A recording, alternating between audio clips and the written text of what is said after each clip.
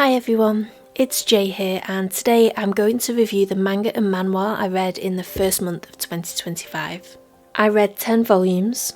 One of them was a BL standalone and 2 were brand new series I had started, and I'm going to save my favourite read for the end.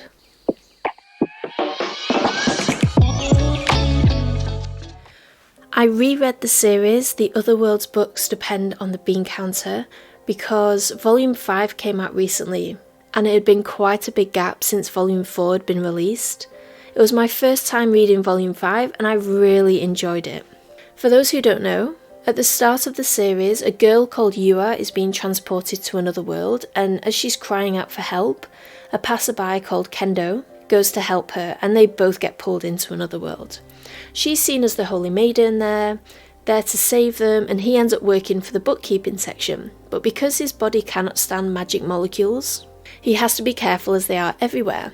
Luckily for him, a man called Aresh is always ready to help him out. And I will say no more about that. In this one, Yua, the Holy Maiden, she has a long, hard think about her life here in this new world, which is a refreshing change for her character. One of the main focuses was on Kendo's and Aresh's developing relationship, and there are so many sweet moments in this volume, like the letter Aresh writes to him when he's away. But there is also a look at the world he has found himself in, such as education and how children don't have a right to one, which Kendo of course finds hard to accept.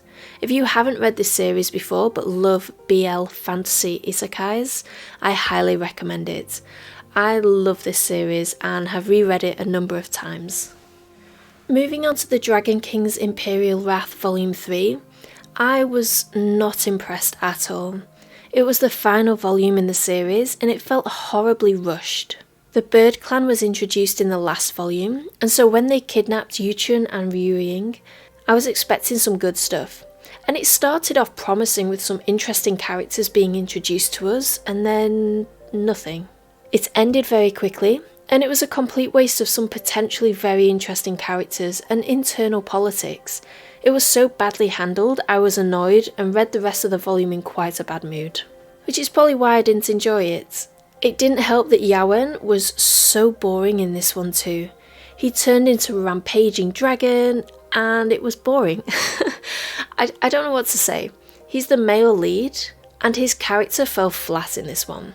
So whilst I thought the first 2 volumes were enjoyable and the art was cute, I found this volume to be pretty poor.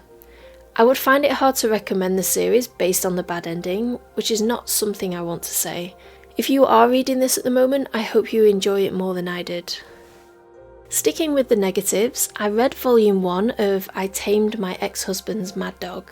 I have to confess, I bought this series based on the Yen Press blurb alone and had done no research. Apparently I should have. I will say that it started off brilliantly. The art was detailed and the plot premise was right up my street. So Reinhardt is the female lead, and her betrothed, Michael, sent her retired father to war, where he died. She then withers away with grief until she ends up going back 15 years in time to have a second chance at life. She's pretty awesome at the beginning, stabbing her betrothed in the leg, who I should say completely deserves it because he cheated on her and then listened to his mistress on a whim, which caused a war. Anyway, Michael is vile and deserves every horrible thing that happens to him. Reinhardt is exiled to an extremely cold piece of land where it is expected she'll die. This is where it all started to go wrong for me. She's saved by a kid. He's supposed to be 16 years old, but looks way younger than that. This is supposed to be Reinhardt's love interest in the future volumes, the Mad Dog. So knowing this, I read the rest of the volume feeling pretty icky. She is over 20, treats him like a child, and their relationship feels weird. Anyway, I wasn't a fan, and I uploaded a post on my Instagram asking if anyone had read further and whether it, sorted itself out or not. Someone thankfully gave me a heads up that things just get worse, and Reinhardt turns out to be horrible and abusive. I am DNFing this series because I don't want to read those kind of stories. It's not for me at all. If you are thinking of picking this one up but you're unsure, I would do some research and see what others have said online before investing in it, because it is a full colour manhwa, so it isn't cheap. I read a BL standalone called The White and Blue Between Us. It was decent. Not a story I would shout about, but it's not bad either. It's about two guys called Hozumi and Mishimi, who in high school confessed their love to each other. But then Hozumi later said he never loved Mishimi. Hozumi moved away and returns years later for a high school reunion. I wasn't a massive fan of Hozumi, if I'm being honest. He comes across as a bit of a... well, I shouldn't say that word. Not in an overtly mean way, but in the sense that he lacks the self-awareness to realise what he truly did to Mishimi and how it would have affected him in the following years.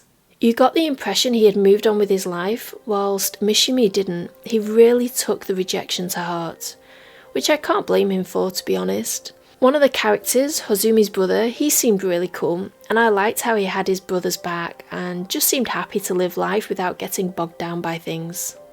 The art was different from what I usually read. I'll be honest, I love detailed art. Art that is pretty, so when I first started reading this, I was quite distracted by how rough the art was. It wasn't as refined as I would normally expect, but once I got used to it, it was fine. There were some great backgrounds though, in some of the panels with lots of nice details. I did find it a bit weird that they didn't look that different from their teens to their 20s, because there are time jumps. Usually there are some subtle differences that just make characters seem older, but there wasn't really any of that. I didn't think so anyway. If you're looking for a chill BL standalone with not a lot of high stakes, this is for you. I read Volume 4 of The Lullaby of the Dawn, a BL fantasy set on an island surrounded by the Black Sea, and white-haired people called Kanagi fight it off. Elva is a Kanagi and he was friends with Alto for years, before they slowly became more. We're starting to find out more about the Black Sea in this one and Elva's past, which is both sad and interesting. There's a lot of mystery in this volume, with answers being revealed and more questions being raised. I found this volume to be strangely emotional, to the point where I was planning on reading the 5th volume, and I just didn't. I didn't have the energy to pick it up, and I still haven't read it. That doesn't often happen, but with an ending like that, it's not very surprising. But that is not me saying that it's bad. I really did enjoy this volume. Last but certainly not least is my favourite read of the month, Men of the Harem Volume 1. It follows Latil, who in the opening scene as Emperor declares she's going to have a harem of men, like previous male emperors have harems of women. But most of the volume actually looks back at how she got there in the first place, how she was betrayed by Prince Hyacinth and forced to ascend the throne. I love this volume for so many reasons. It was serious, had moments of hilarity. There was a lot more politics involved, which I loved. It was good to see the struggle Latil faced. It wasn't just an easy ascension to the throne. The thing I really liked about this story was the betrayal from Prince Hyacinth. You can see why he did it, the logic is there completely. Even Latil sees it, but it doesn't stop it from hurting. And it leads to a fantastic quote from her. Understanding is completely different from forgiving and moving on. When I read that, I had to stop. What a quote. It's definitely something I'm going to keep in mind in the future. And that whole storyline is brilliantly done, handled without any ridiculously stupid actions from the people involved, which you see in some other manhwas. Everyone reacts realistically, selfishly in some cases, and it's just a fantastic read. The art is great as well, so I cannot wait to read the 2nd volume, which is out in March. So those are the volumes I read in January 2025. Looking back, it was a very mixed bag, ranging from not buying any more of the series to fantastic and eager to buy the next volume. Let me know what you've read recently. Do you have any recommendations for me? Have you got any thoughts on these series? Let me know in the comments below. Happy reading, everyone. Bye!